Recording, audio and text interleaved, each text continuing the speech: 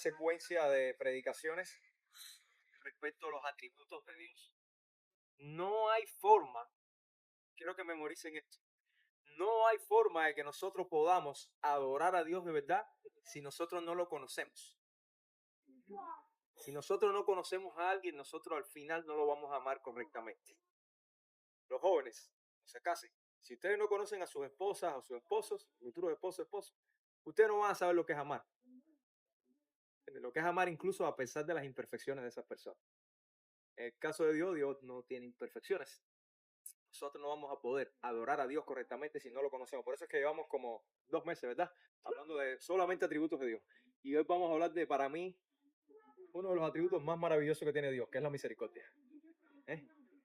Cuando tú ves la película, creo que me recuerda mucho El Gladiador, y no sé si es primera o segunda parte. Ustedes saben que en el Coliseo de Roma, en esos tiempos, se hacían esas batallas, y al final, si alguien quedaba vivo, el emperador se paraba y ponía la mano así. ¿Y qué hacía el pueblo? Empezaba a gritar. Si al pueblo le gustaba el peleador, el pueblo decía que lo perdonara. Pero si al pueblo no le gustaba el peleador, decía que lo matara. Entonces, pero él estaba así. Y si él decía que le iba a perdonar la vida, ¿qué hacía? Le daba un like. De ahí sale el like de hoy. Y si él decía, Thumbs down. Imagínense la importancia de... Ahora, ¿qué significaba el like? Misericordia. Porque los que estaban ahí eran esclavos. La mayoría de esos gladiadores eran esclavos. Y entonces cuando él subía la mano, estaba expresando misericordia y perdón a la vida de una persona que según él merecía la muerte. Y tú dirás, bueno, ¿y esto qué tiene que ver? Vamos a ver qué tiene que ver. Me gustaría que fueran a la Biblia, porque voy a hacer un ejercicio, aunque nos demoremos, y vamos al Salmo 136. Y voy a hacer un ejercicio que se hacía en Israel. Después, Emma te va a prestar otra. Emma, préstale. Porque yo como lo tenía dentro del carro y cuando vi que no podía salir, cogí la cajita y dejé la... No te preocupes. Emma, saca las demás y préstala todas una porque quiero hacer este ejercicio. Salmo 136, el libro de los Salmos, cuando tú abres la Biblia a la mitad, debe salir en el libro de los Salmos más o menos. Tú abres esa Biblia a la mitad y ahí más o menos en el libro de los Salmos te va. Y en el Salmo 136, que no se sabe quién es el autor, 136. 136. No se sabe quién es el autor. Me gustaría creer que es David, pero no sé quién para decirlo. ¿Por qué me gustaría creer que es David? Porque vamos a hablar algo de David hoy. 36 entonces, página 100, ¿qué? Salmo 136. Salmo 136. El Salmo 136, en esa Biblia incluso creo que tiene como título, préstale una acá, y ya ella está con su mamá ahí, para que podamos... ¿Qué página es, Gladys? 632. 632. Ok, ¿qué vamos a hacer? ¿Por qué les pedí? Este salmo se leía a modo de canción en el templo y entonces el sacerdote decía la primera parte y el pueblo cantaba la segunda parte. Por ejemplo, la primera parte, ¿qué es lo que dice? Da gracias al Señor porque Él es bueno. ¿Qué le toca decir a ustedes? Porque para siempre es su misericordia. Es su misericordia. Imagínense la importancia de este salmo con respecto a la misericordia, que el que lo escribió empleó la palabra o la frase para siempre, porque para siempre es su misericordia. 26 veces la dice. Y 4 veces se dice da gracias al Señor. Entonces, con mucha reverencia voy a empezar a leer siempre la primera parte y ustedes van a decir la segunda. ¿Ok? Vamos a empezar. Salmo 136. Da gracias al Señor porque Él es bueno. Porque para siempre es su misericordia. Da gracias al Dios de dioses. Porque para siempre es su misericordia. Da gracias al Señor de señores. Porque para siempre es su misericordia. Al único que hace grandes maravillas. Porque para siempre es su misericordia. Al que con sabiduría hizo los cielos. Porque para siempre es su misericordia. Al que extendió la tierra sobre las aguas. Porque para siempre es su misericordia. Al que hizo las grandes lumbreras. Porque para siempre es su misericordia. El sol para que reine de día. Porque para siempre es su misericordia. La luna y las estrellas para que reinen de noche. Porque para siempre es su misericordia. Al que hirió a Egipto con sus primogénitos. Porque para siempre es su misericordia. Y sacó a Israel de en medio de ellos. Porque para siempre es su misericordia. Con mano fuerte y brazo extendido, porque para siempre es su misericordia, al que dividió en dos partes el mar rojo porque para siempre es su misericordia, e hizo pasar a Israel por en medio de él, porque para siempre es su misericordia, mas a Faraón y su ejército destruyó en el mar rojo, porque para siempre es su misericordia, al que condujo a su pueblo por el desierto, porque para siempre es su misericordia, al que hirió a grandes reyes porque para siempre es su y misericordia, mató a reyes poderosos, porque para siempre es su misericordia, a Sehón, rey de los amorreos, porque para siempre es su misericordia, y a Og, rey de Basán, porque para siempre es su misericordia, y dio la tierra de ellos porque para siempre es su misericordia, en heredad a Israel su siervo, porque para siempre es su misericordia, el que se acordó de nosotros en nuestra humillación porque para siempre es su misericordia, y nos rescató de nuestros adversarios, porque para siempre es su misericordia, el que da sustento a toda carne, porque para siempre es su misericordia, da gracia al Dios del cielo. porque para siempre es su misericordia. Miren, si quieren no aprendan nada hoy de lo que yo voy a dar, pero memoricen lo que repitieron 26 veces. Si quieren, muchachos, arriba, que después no deja que llévatelo, Manuel. Él es el gato, yo el gato para que el perro se vaya. El único que queda. Miren, hermanos míos y familia mía, vamos a estar hablando un ratito, pero lo que quiero es que se lleve que la misericordia de Dios es eterna. Eso es lo que quiere decir, para siempre es su misericordia. El pueblo de Dios en ese momento estaba siendo llamado a repetir y a dar gracias por algo específico, que era que la misericordia de Dios. La palabra misericordia que se utiliza en este pasaje en hebreo quiere decir amor constante. Lo hablamos la semana pasada, ¿verdad? Que no éramos capaces de amar constantemente a una persona. Sin embargo, Dios es capaz de amarnos constantemente a nosotros. Cuando se traduce mucha de esta parte de la Biblia del hebreo al latín, o primero al griego y después al latín, la palabra misericordia que recibimos del latín viene de miseri, que quiere decir miseria, miserable o afligido, y cordia, que quiere decir corazón, de donde deriva la palabra cardia. Es tener un corazón por los miserables, tener un corazón por los afligidos.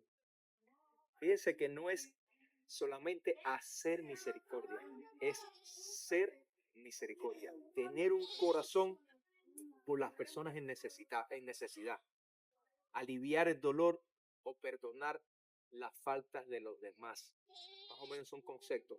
No darle a la persona el mal que ellos merecen. ¿Qué hacía el emperador? Y lo que le tocaba a ese era la muerte. Pero él tenía la capacidad de ¿qué? De expresar misericordia, de no darle a ese que estaba allí el mal que esa persona merecía. Tomás de Aquino, el primer, por decir, el más reluciente de los teólogos de los primeros 1000 años de la iglesia, decía lo siguiente: la misericordia es la más grande de las virtudes divinas, porque su efecto es comunicar el bien, y yo agregué esto, que no merecen las criaturas.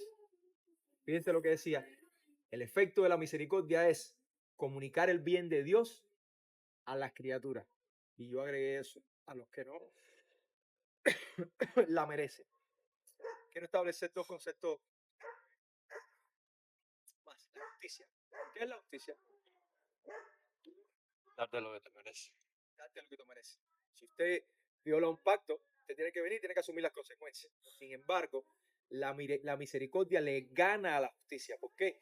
Porque la misericordia te da más allá De lo que te mereces. de lo que te mereces, pero no te da el mal que tú mereces. Supongamos que mereces prisión, la misericordia que te da, libertad.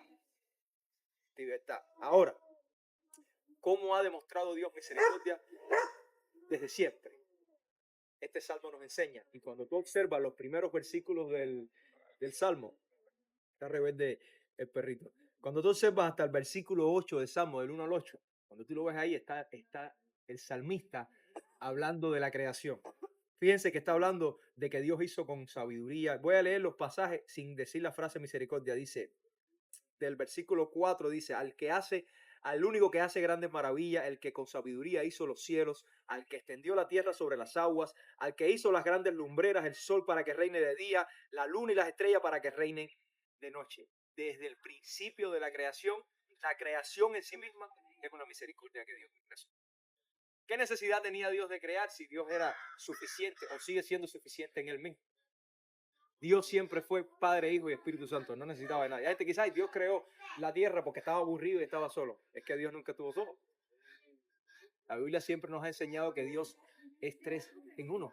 Entonces no era por soledad, era por misericordia, por expresar atributos que Él quería expresar con una creación que Él hizo. De hecho, la forma en que Dios nos creó es una expresión de misericordia. Dios no creó un planeta o no hizo una creación o un universo robótico que obedeciera sus órdenes sin chistar. ¿Qué nos dio Dios a nosotros? Libertad. Nosotros creamos a nuestros hijos a sabiendas de que nos van a desobedecer, ¿verdad? Sin embargo, no tuvimos reparo en tener hijos, los que planificaron a sus hijos, porque muchas veces no se planifica, ¿eh?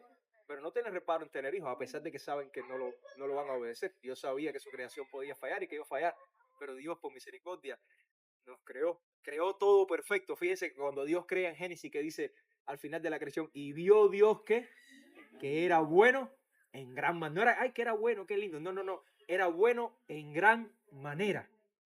En gran manera. Y preparó todo un campo organizadito para su mejor creación el 6º día.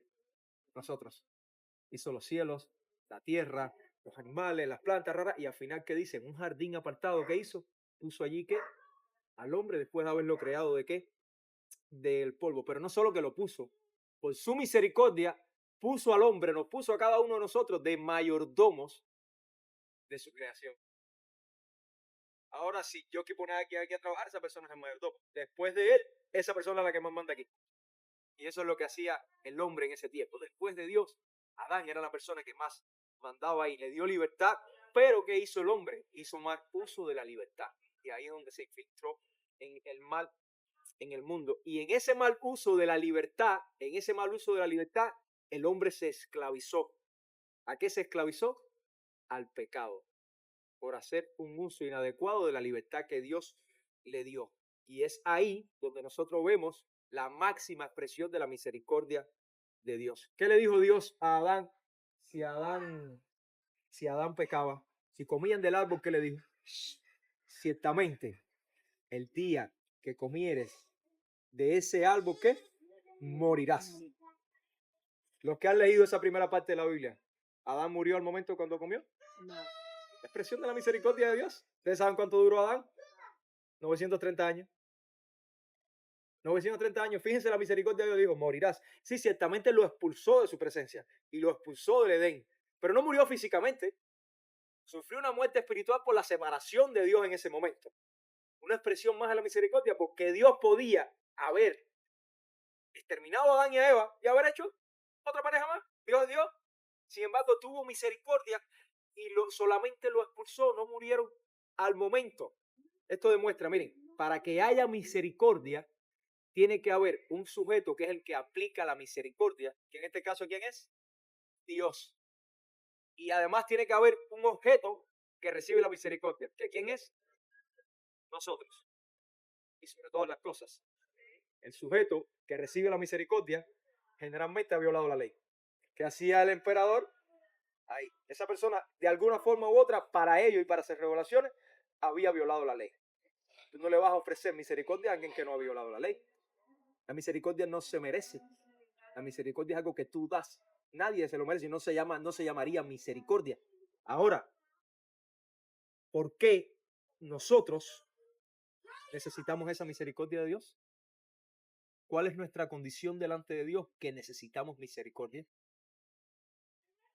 La Biblia nos dice, número 1, estamos destituidos de la gloria de Dios. Todos los que no han conocido a Dios a través de la fe en Cristo, estamos destituidos. Mira como dice Romanos 3, por cuanto que todos pecaron y están destituidos de la gloria de Dios, totalmente separados. Y al estar destituidos de la gloria de Dios, está en enemistad con Dios. Miren como dice Romanos 5, dice, porque si cuando éramos enemigos de Dios. Ustedes se han puesto a pensar ser enemigos de la persona más poderosa del mundo. Y ser enemigo personal. O sea, que ese enemigo tuyo te conozca a ti. Dice, éramos enemigos de Dios. Y al ser enemigos de Dios, imagínense la ira que pueda tener sobre ti esa persona que es el más poderoso de este planeta. Vamos a suponer una persona que no sea Dios. Imagínate la ira de esa persona puede tener hacia ti, que en Efesios 2 dice que nosotros estamos muertos en nuestros delitos y pecados. Y al final dice que por naturaleza éramos hijos de la ira de Dios. Dice Romanos 1, cuando Pablo hace su disertación magistral. Yo le digo a la gente, si usted tiene que quedarse con un solo libro de la Biblia, esto es un ejercicio, quédese con Romanos. Pablo empieza hablando de todo lo que ha hecho el hombre y termina en todo lo que ha hecho Dios por ese hombre. Y en el versículo 18 dice, porque la ira de Dios se revela desde el cielo contra toda impiedad e injusticia de los hombres que con injusticia restringen la verdad. ¿Cuál es el pago que dice la Biblia que merecen todos los que han violado la ley de Dios? La muerte. Romanos 6:23. La paga del pecado es ¿qué? La muerte. Entonces, ¿qué condición estamos nosotros delante de Dios? Si Dios se para a juzgarnos a cada uno de nosotros, ¿cómo estaría el pulgar? Hacia abajo. Porque somos hijos de ira. Porque nosotros hemos violado su ley. Hemos violado su ley. ¿Pero qué hizo Dios? Dios ha sido siempre un Dios misericordioso. Nos creó a pesar de que sabía que íbamos a cometer pecado, que íbamos a caer. Nos perdonó toda esa locura como lo hizo con Adán. Pero aún más fue demostrando su misericordia con su pueblo durante toda la historia. Recuerden que cuando Dios creó al hombre, lo creó con el objetivo de tener una relación personal con él. Dios estuvo con Adán en el Edén. Dios estuvo con Abraham y siempre se le fue apareciendo. Estuvo con Jacob, estuvo previamente con Isaac y después estuvo con Israel constantemente en la representación del tabernáculo que hicieron. Después Dios dijo, no hay tabernáculo, ahora vamos a hacer un templo. Y Dios estaba ahí. Después entonces, ¿quién vino? Jesucristo, el Dios encarnado, y estuvo ahí con su pueblo. Y cuando Jesucristo ascendió a la diestra del Padre, ¿qué dijo? Pero es que no se van a quedar solos. Porque yo desde el principio lo que yo he querido es tener una comunión con ustedes. Yo les voy a enviar el Espíritu Santo. Fíjense la importancia de que Dios ha querido tener relación siempre con su pueblo y ha expresado su misericordia a su pueblo por siempre. Si leemos el resto de los versículos que están en el pasaje, se refieren ahora a la misericordia que Dios demostró a Israel.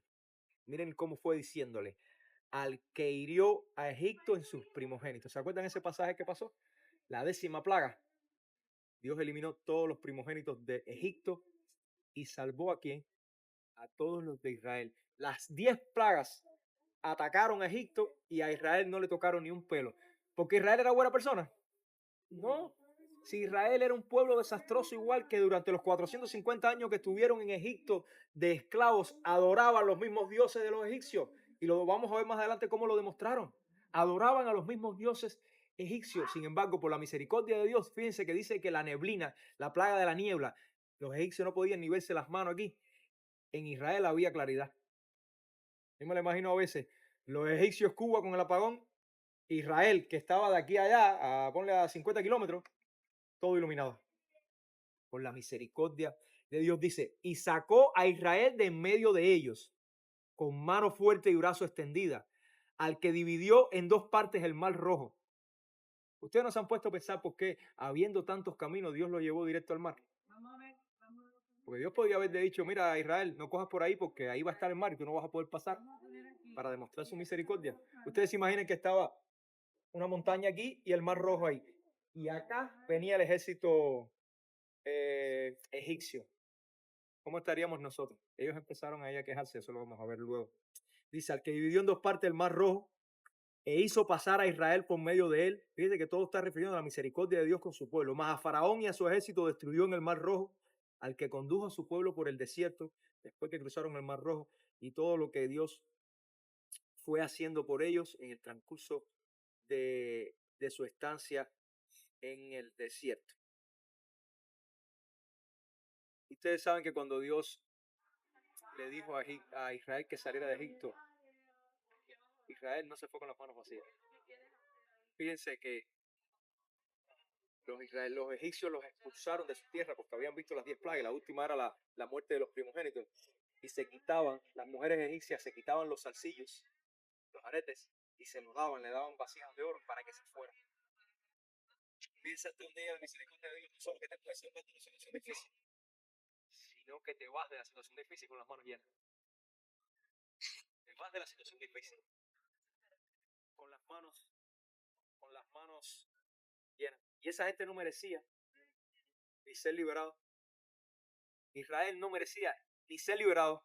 Cuando ellos se paran en el Mar Rojo, ustedes saben lo que hacen ellos. Después que tú ves un Dios que hace 10 plagas de ese tipo y que te salva a ti en todo momento, ¿cómo tú vas a dudar de ese Dios?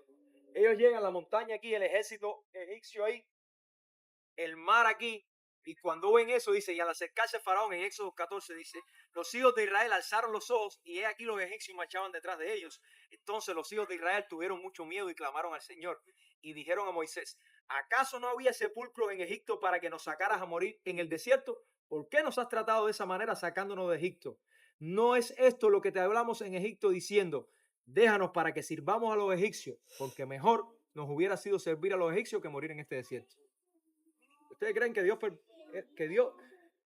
ellos merecían abrir el Mar Rojo para pasar? Si se acababan de ver lo que Dios había hecho en Egipto y se estaban quejando.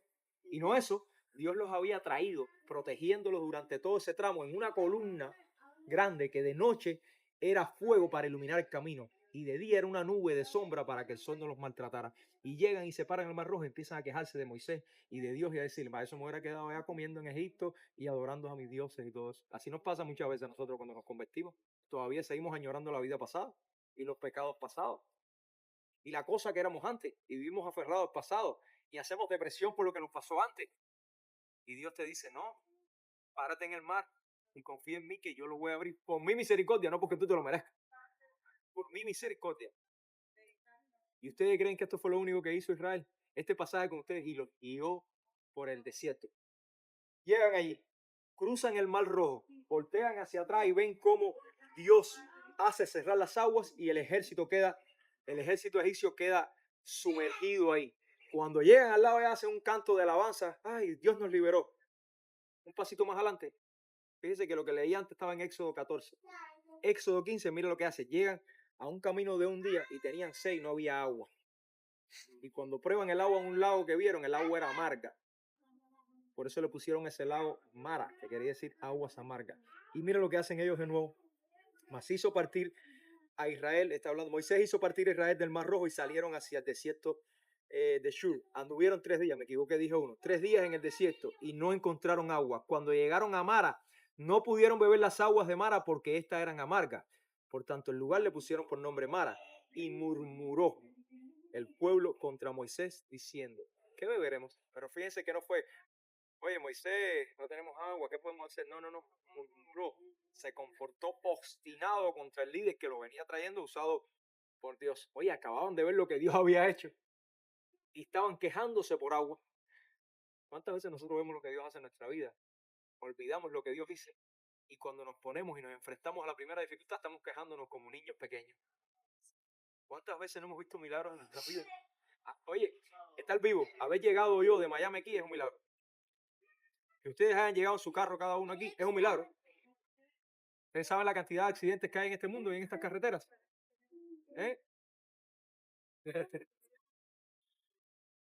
¿Ustedes creen que Israel siguió? Ay, mira que Dios nos dio agua. Porque Dios proveyó agua. Le dijo, corta una mata a Moisés, tírala en el lago. Y esa agua se convirtió dulce. Y ellos pudieron tomar agua. ¿Ustedes creen que Israel aprendió de eso? Para nada aprendió de eso. Miren lo que pasó. Le leí Éxodo 15. Le leí 14, le leí 15. Miren ahora lo que dice Éxodo 16. Partieron de Elín y toda la congregación de los hijos de Israel llegó al desierto de Sin, que está entre Elín y Sinaí. Al día siguiente del segundo mes después de la salida de la tierra de Egipto, y toda la congregación de los hijos de Israel murmuró de nuevo contra Moisés. Sí, porque muchas veces no murmuran contra Dios. Claro, como no lo ven, tienen que quejarse contra el líder, ¿no? Que es lo que pasa muchas veces. De hecho, pasa en muchas congregaciones, se quejan mucho más al pastor. Y contra Moisés y contra Aarón en el desierto. Y los hijos de Israel decían, ojalá hubiéramos muerto a manos del Señor en la tierra de Egipto, cuando nos estábamos junto a las ollas de carne, cuando comíamos pan hasta saciarnos, pues nos habéis traído a este desierto para matar de hambre a toda esta multitud. Los saca de Egipto con las plagas, los pasa el Mar Rojo, les da agua y todavía están dudando de que Dios, están murmurando. ¿Ustedes saben lo que hizo Dios aquí? Empezó a llover unas bolitas como de nieve, que era como harina para hacer pan. Y es lo que nosotros conocemos como el maná en el desierto. Pero ellos querían pan y carne. Y Dios le dio codornices por cantidades. Bueno, se hastiaron de codornices, que era un plato bastante preciado en esa época. ¿Y ustedes creen que esto les valió? Estamos hablando de la misericordia, pero para hablar de la misericordia tenemos que entender la obstinación de nosotros para que entendamos cuánto Dios tiene misericordia de nosotros. ¿Ustedes creen que esto le valió a Israel? Capítulo 17. Ya le vimos 15, 14, 15, 16, 17. El otro capítulo, después que les dio pan, les dio codorniz, les dio agua, miren lo que pasó. Dice, toda la congregación de los hijos de Israel se marchó por jornadas desde el desierto de Sin conforme al mandamiento del Señor. Y acamparon en Refidín. Y no había agua para que el pueblo bebiera. De nuevo la historia con el agua. Entonces el pueblo contendió con Moisés de nuevo. Miren, critiquen a Israel. Pero nosotros somos iguales. Nosotros somos iguales con Dios. Nos pasamos quejándonos de todo.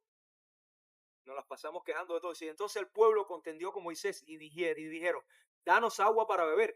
Y Moisés le dijo, ¿por qué contendéis conmigo? ¿Por qué tentáis al Señor?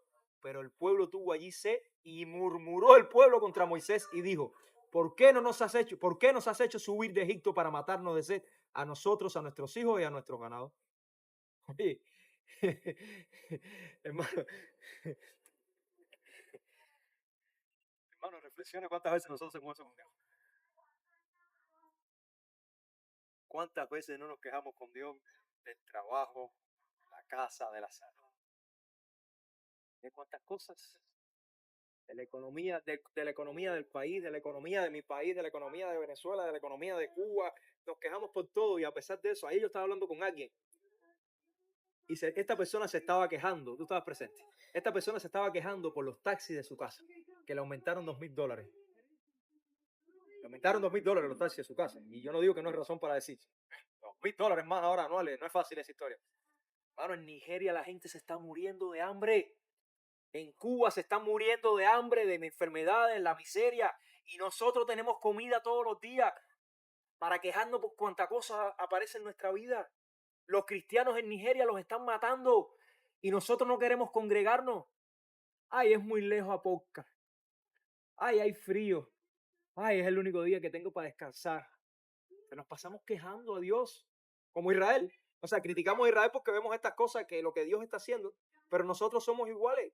Dios le proveyó agua en el camino, comida, les dio tierra. El pasaje, el versículo 21-22 dice, le quitó las tierras a esos reyes y se las dio a Israel. Ellos no eran nadie, esto era un ejército. Israel no tenía ejército, Israel no era nadie preparado. Dios ganó la batalla y se las dio a ellos. Y ellos fallaron. Siempre fallaba. Esto fue el que leí 4 pasajes nada más. Si usted sigue leyendo la historia en Éxodo, Israel siempre seguía fallando. De hecho, iban a entrar a la tierra prometida y Dios le dijo, vayan, examinen la tierra. Y cuando regresaron no querían entrar porque había unos tipos allá que eran policías americanos. No, son más fuertes que nosotros. Pero Dios le dijo, ya se las di. Y ese pasaje específicamente les costó 40 años. Ellos habían tomado nada más un año en llegar ahí, o menos, 3 meses fue, disculpe, en llegar ahí al límite de la tierra. Sin embargo, tuvieron 40 años hasta que toda esa generación incrédula murió. Dios le dijo, ahora van a entrar como incrédulos. Y así nos pasa a nosotros. Nos pasa a nosotros. A ver, si nosotros no somos muy diferentes, familia. Dios nos hace milagros, un milagro hoy. Nos da un buen empleo. Nos da alimento. Nos protege de enfermedades. ¿Cuántos pasamos el COVID? ¿Cuántas personas vimos morir de COVID? Yo soy médico, en ese tiempo trabajaba de enfermero en un hospital. ¿Ustedes saben cuántas personas yo rapié?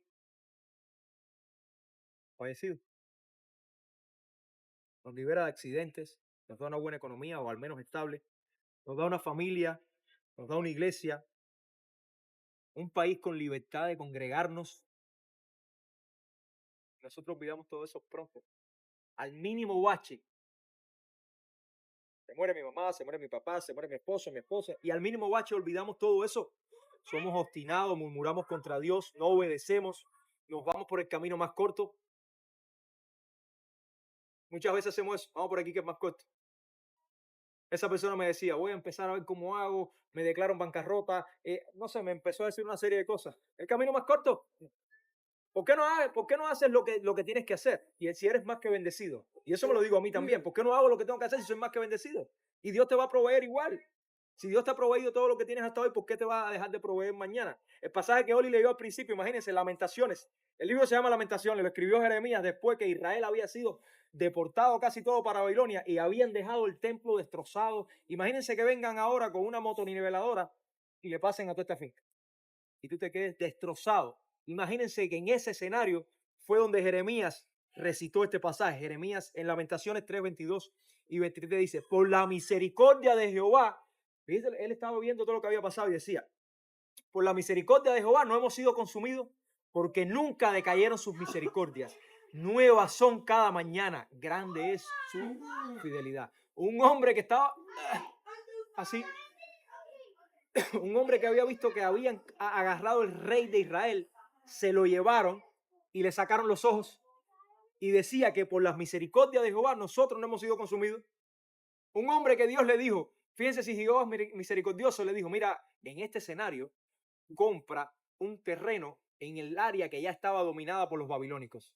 Dile que te den la inscripción de venta, los papeles de venta, mételo en una botella y guárdalo, porque yo los voy a traer de vuelta después de 70 años. Imagínate que yo te diga ahora que compres un terreno en Somalia, en una tierra que está en guerra. ¿Tú lo harías? Y él lo compró porque él sabía que la misericordia de Jehová se renueva ¿qué? Cada mañana. Y lo estaba diciendo en una situación crítica. ¿Qué estás pasando tú hoy? ¿Qué estás pasando tú hoy? Nos hablaste que oráramos por tu mamá. ¿Qué estás pasando tú hoy? ¿Tienes problemas en la escuela, docente? ¿Qué estás pasando hoy? ¿Crisis económica? Por la misericordia de Jehová no hemos sido consumidos, familia. Nosotros merecíamos el dedo para abajo porque éramos hijos de ira de Dios. El pasaje del versículo 23 y 24 casi al final. Lo voy a leer de nuevo. Dice lo siguiente. Él, que se acordó de nosotros en nuestra humillación, porque para siempre es su ¿qué? Su misericordia. Mire, váyanse con lo que sea hoy. No se lleven nada, solo llévense esto, porque para siempre es su misericordia. Y nos rescató de nuestros adversarios. ¿Cuál es tu humillación? ¿Cuál es tu humillación? Se acordó, dice, de nuestras humillaciones. Hay otra versión que dice, se acordó de nuestras aflicciones. ¿Qué humillación? Él no menciona nada, el salmista no menciona nada específico. Por eso yo voy a tomar esto como una declaración universal. Recuerda que en la Biblia hay promesas específicas a un pueblo, pero hay promesas que pueden ser tomadas universal. ¿Cuál es tu humillación que Dios se acordó? Dios se acordó de que tú estabas muerto en delitos y pecados. Para los que conocen a Dios a través de Cristo, estabas muerto. La Biblia no dice que estabas enfermito. La Biblia dice que estabas muerto. ¿Qué cosa es alguien muerto? ¿Alguien muerto se puede levantar a sí mismo? No. Cuando yo tengo un paciente en paro, yo tengo que trepármele arriba y empezar a hacer CPR. Porque él solo no se va a parar de ahí. Y si no le pongo algo, él no se va a parar de ahí. Dios dice, tú estabas muerto. Yo tuve misericordia de ti y te levanté. Te saqué de tu humillación porque estabas muerto en tus delitos y pecados. Se acordó Dios de que estabas vacío de su gloria. Destituido quiere decir vacío. Tú no tenías la gloria de Dios porque tú habías nacido, como decía mismo David en el Salmo 51. En pecado fuiste concebido. Y todo el que es concebido en pecado, ¿está qué? Vacío de la gloria de Dios. Dios se acordó de que cada uno de nosotros éramos hijos de qué? De la ira de Él. Sí, porque hablamos mucho del amor y de la bondad de Dios. Pero ¿en cuántas iglesias hoy se habla de que Dios es un Dios que se aira? Que la ira de Dios no es como la mía, que si yo me molesto con alguien quiero darle 2 piñazos. No, esa no es la ira de Dios. La ira de Dios es santa. Pues la ira de mía está llena de mi pecado, de ganas de tomar venganza, quizás de otras cosas. Pero Dios no. La ira de Dios es una ira santa. Pero porque su misericordia es para siempre, Él mismo, fíjense que esto es lo más importante de la salvación de Dios en Cristo. Él mismo te salvó de su ira. En Venezuela decíamos, Él mismo se pagó y se dio el vuelto. ¿No decíamos así? Él se pagó y se dio el vuelto. Él mismo te salvó de la ira. Él entiende que tú merecías que dedo para abajo y Él te salvó de su ira. Oye, imagínense que ahora ese escenario que les puse hace rato, somos enemigos del mandatario más grande de este planeta que tenemos. Y que ese mandatario o ese presidente que está en guerra contigo, él mismo levante la bandera blanca. Si tú eres el que tiene que rendirte.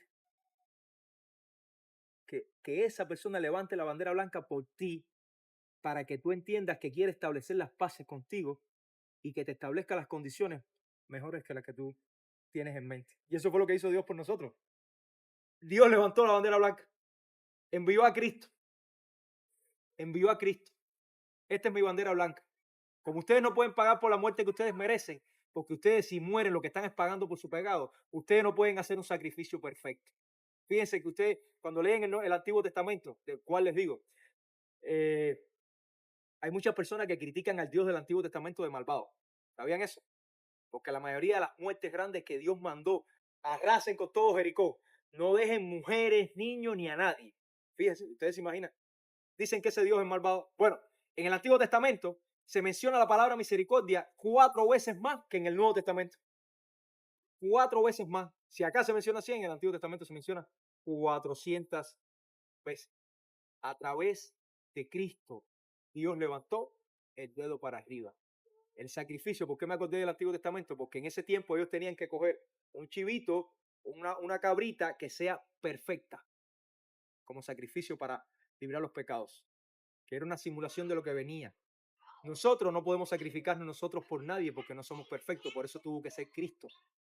Por eso es que Cristo vino y en su perfección Él podía pagar por nosotros porque Él no iba a pagar por pecado, Él no tenía pecado. Primero no nació de una relación de un hombre con una mujer. Nació de una relación de una mujer virgen, ¿con qué? Con el Espíritu Santo. No traía pecado en la sangre. Después vivió una vida sin pecado. Nadie le pudo demostrar que había cometido pecado. Y así pudo ir a la cruz. Como el becerrito que mataban ellos, como la ovejita que mataban ellos. La cruz es la máxima demostración de la misericordia de Dios.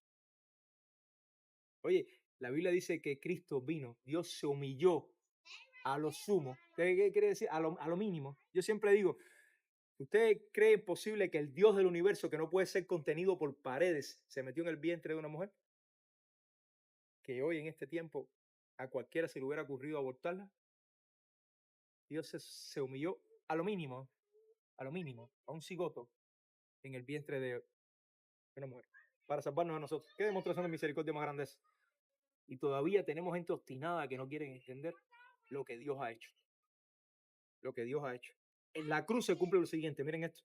Éxodo 34. Después que Moisés va por las segundas tablas, porque el pueblo de Israel era otro desastre. Dios le da una ley. Y cuando Moisés se mete 40 días de arriba, ¿qué hace el pueblo de Israel? Hizo un becerro de oro con los areticos. ¿Se acuerdan que le dije? Con los areticos que recogieron de Egipto. Aarón le dice, Moisés no viene, vámonos contigo para seguir adorando. Moisés se metió 40 días en el desierto. Dice Aarón, deme todo lo que tengan, parece los profetas esto de la prosperidad que hay por ahí.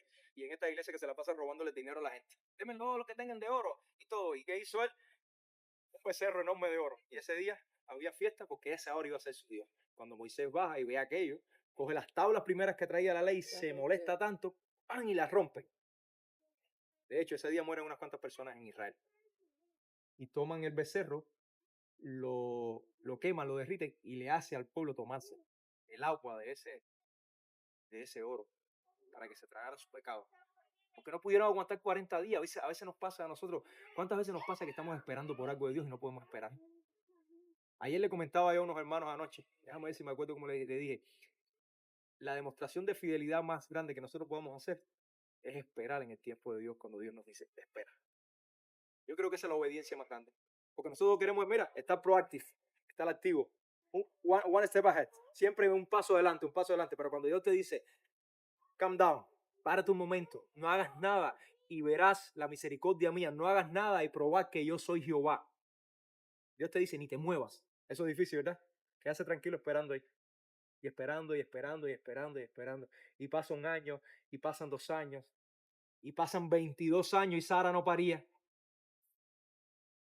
Y ahí es cuando metemos la pata, porque no sabemos esperar.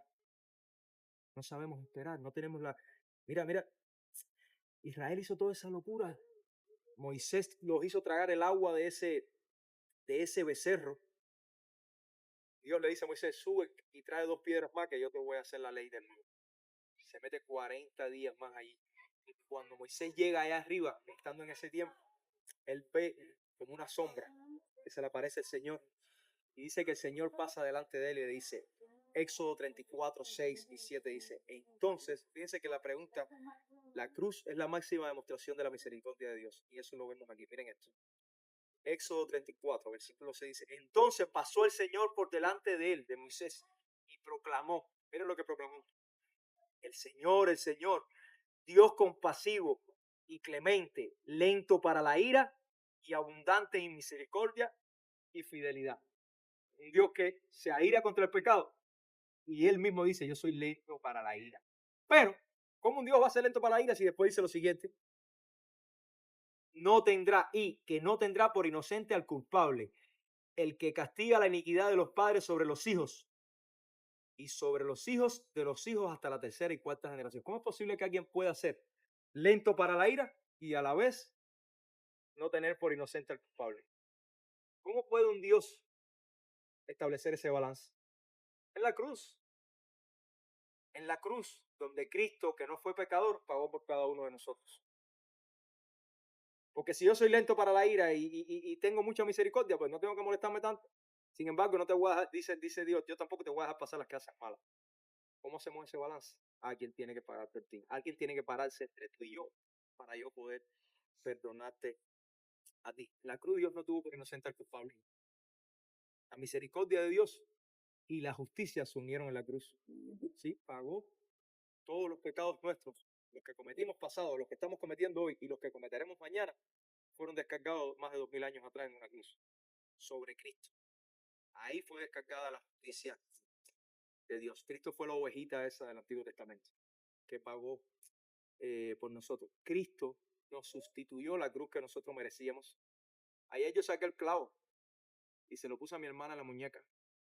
¿Alguien se ha intentado clavar con un clavo aquí?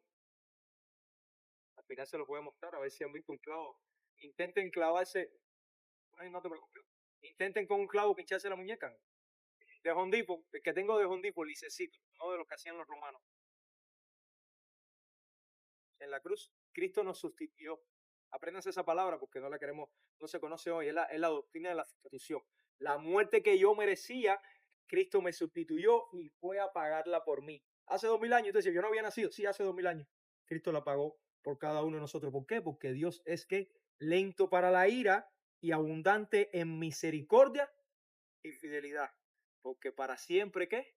Es su misericordia. Llévense cualquier cosa, pero no se les olvide lo que repetimos 26 veces al principio. Igual de misericordia, dice Éxodo, a millares, no a uno ni a dos, a todo el que quiera. La misericordia está disponible para todo el que quiera. Y dice el otro pasaje, te rescató de qué? De tu humillación, pero de tu pobreza. Te rescató de tus enemigos. ¿Alguien me puede decir los enemigos que tenemos hoy en día? ¿Cuántas personas no creemos que puedan ser nuestros enemigos? Porque me cae mal o porque yo le caigo mal, porque como decimos en Venezuela, no somos moneditas de oro para caerle bien a todo el mundo. Pero ustedes saben cuál es el peor enemigo que nosotros tenemos. Tú duermes todas las noches con tu peor enemigo. Ay, yo dije eso y tu mamá te abrazó.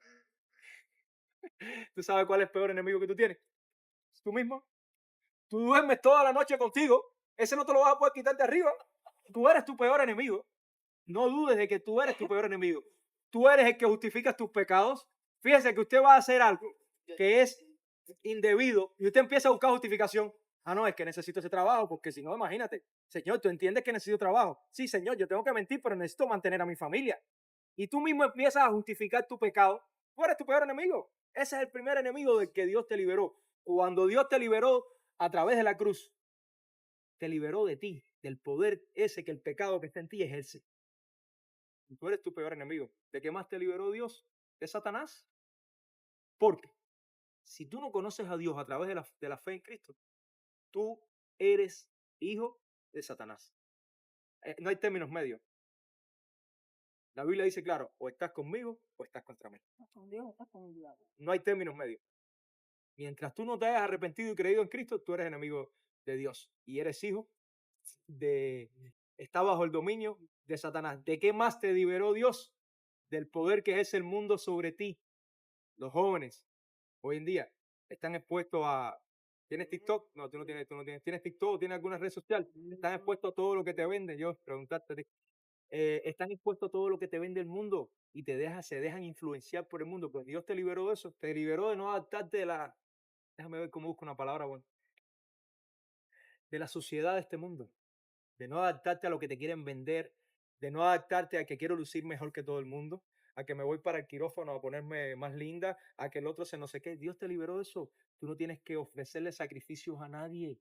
Dios espera que tú solo le rindas homenaje a Él. Dios te liberó de que el que se amanece hoy quiere ser la niña que quiere ser niño. Dios te liberó de eso porque te creó perfecto. Puso misericordia sobre ti, puso todo su amor sobre ti. Puso todo su amor. Te liberó de eso.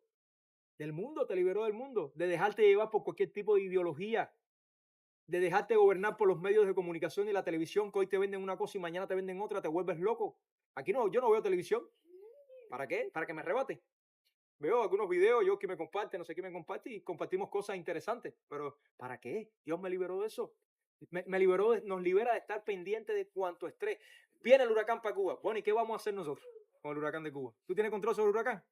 No puedes. Dios te liberó de decir, calma, calma, que yo soy Dios. Espera. Pasó el huracán, hizo desastre. Pasó el huracán Maduro, hizo desastre. Y Dios te dice, espera, yo soy Dios. Si mi pueblo se humillara y se arrepintiere, yo sanaré la tierra. Pero el pueblo no lo hace. Yo siempre hablo con mis amigos y familias venezolanas. Es que el pueblo no se arrepiente. El pueblo sigue idolatrando a todo lo malo que hay en el mundo. Santería. Ahora declararon otro santo más allá. Otro santo más en Venezuela. Eso no es lo que Dios odia, la idolatría. Y la idolatría no es solamente un muñeco que uno se para y se la rodilla o una cruz que uno hace en su casa para eso. El dinero es idolatría. Si tú amas más a tu mamá que a Dios y a tu mamá la amas más que a Dios, eso es idolatría, ¿sabías? Porque ¿cuál es el primer mandamiento? Ama a Dios todo lo que tú tengas por sobre todas las cosas y a tu prójimo como a ti mismo. Ambos son iguales. El primero fue dado así. Y todavía nosotros no vemos que Dios tiene misericordia de nosotros. Voy a sacar un pasaje que aparté aquí. Si no entiendes la misericordia de Dios, no vas a saber dónde buscarla. No vas a saber dónde buscar misericordia. Vas a buscar misericordia en el trabajador, en el dinero, en el jefe tuyo.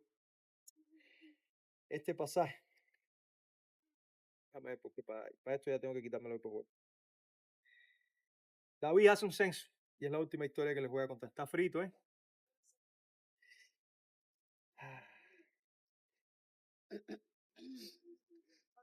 Ok, David hace un censo, tentado.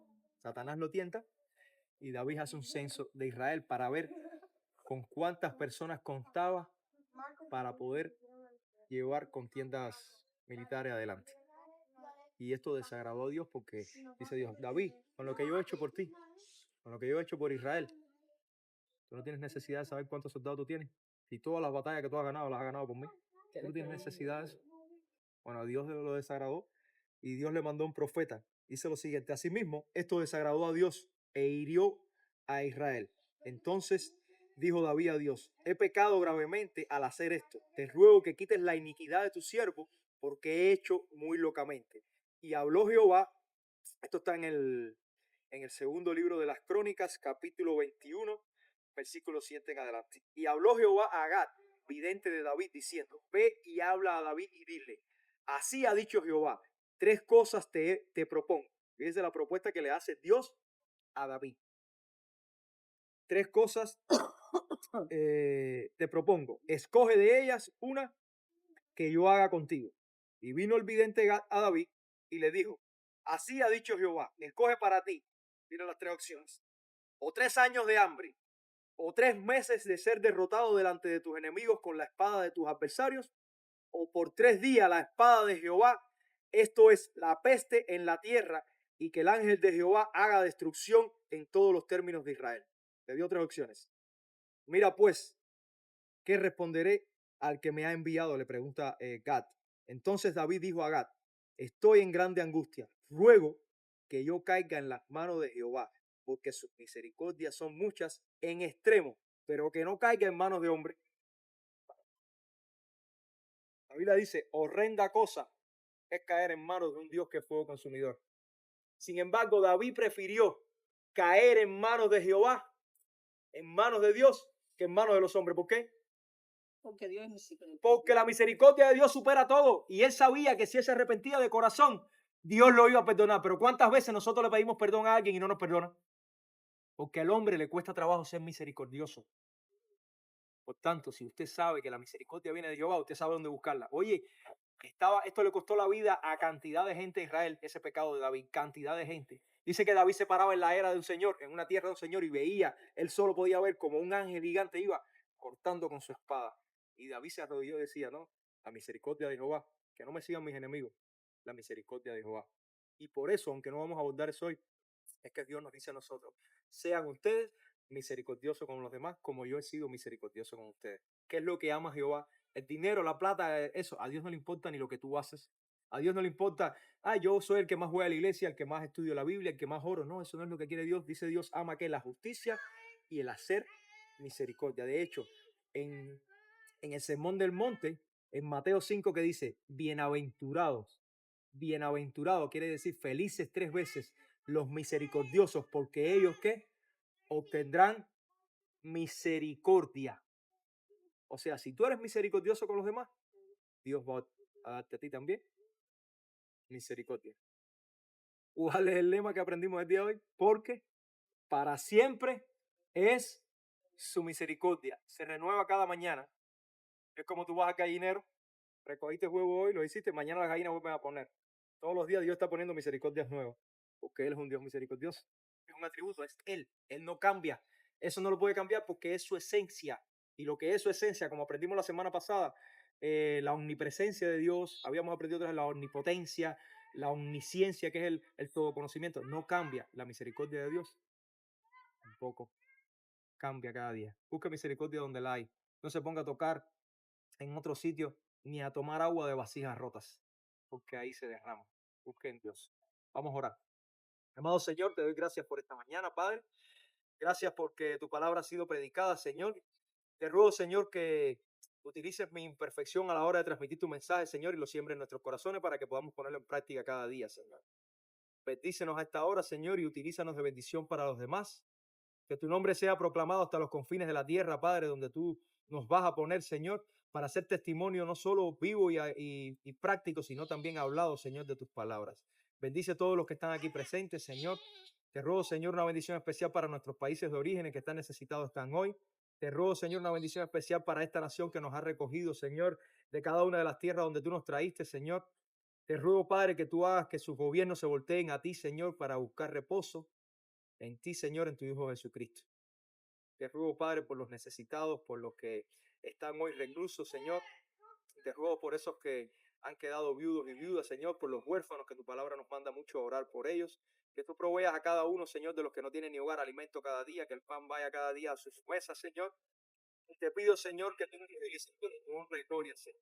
Bendice tu iglesia aquí presente, Señor. Bendice todas las iglesias que se congregan a esta hora en tu nombre, Señor. Y que en cada una, Señor, el nombre de Dios Jesucristo sea exaltado, Padre. Gracias, Señor, y perdona nuestros pecados, pues a diario pecamos contra ti y contra nuestro prójimo. En el nombre de Jesús. Amén. Amén.